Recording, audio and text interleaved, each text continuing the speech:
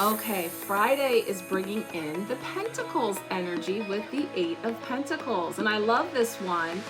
I'm getting like my favorite things. Like I love that she's so focused on sitting there in front of her table of goodies, her candles, her herbs, her crystals, all of her favorite things, her magical ingredients where she does all of her work and makes her magic. And so the 8 of Pentacles is just about that. It's about the diligence and the focus of doing the work. So this has us really focused. She has her back turned. So we have this energy of really honing in on your passion, your purpose, your work, whatever that is. And that can be your actual work, 9 to 5, creative ventures, projects, hobbies, new things that you're learning, however that might show up for you. But it's a really beautiful energy of being very focused, kind of like this energy of being in the nest and being sort of like this, I'm feeling like, again, boundaries and protection, to really focus on your work, your purpose, what you're learning. In some cases, there's like apprentice energy here. So like I said, some people are starting new classes, new courses, new modalities and things that they are practicing and honing. So there is this energy of working your craft, and doing the work.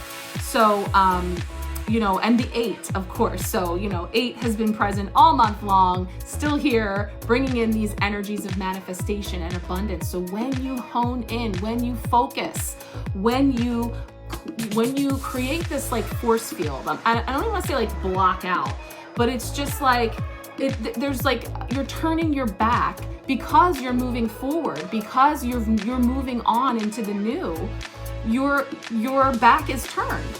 But it's in a way of, again, creating this sort of like force field around the fact that you are honing in on the reality that you're creating in your life, right? Really focusing on the reality that you're calling in, what you're shining out, pulling together all of those ingredients to make your magic. We've talked about the magician. What are we putting into the pot, right? So this is like literally sitting in front of all of our favorite things, all of the ingredients, all of the aspects that we're going to use to create our magic, to create our next chapter, to create the new that we are setting these intentions with this new moon this week that we are looking to bring in.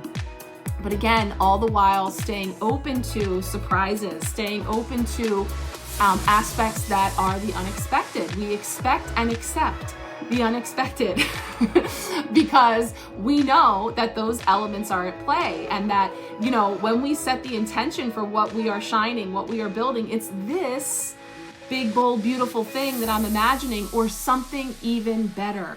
We're not, again, I don't like when I say turning my back to something, it's not like we're closing out possibility.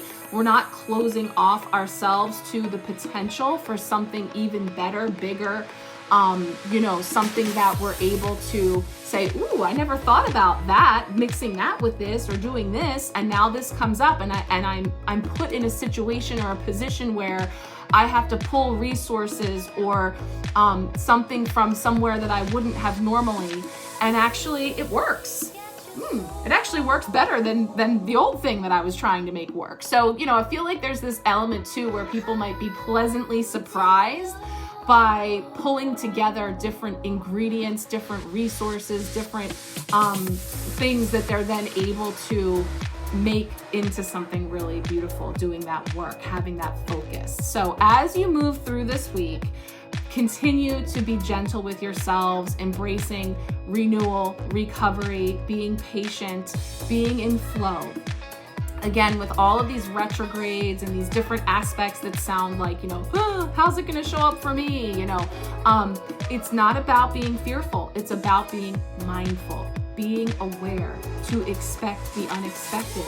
So, fool me once, fool me twice, right? So it's like, I am aware that those aspects are at play, and that in fact, unexpected things and surprises or unforeseen things can pop up, because that is the energy that is about, right? So definitely, you know, we'll be here for it. We're going to be seeing how it unfolds for each of us. I always love to hear how these things may pop up for you throughout the week and as we move forward.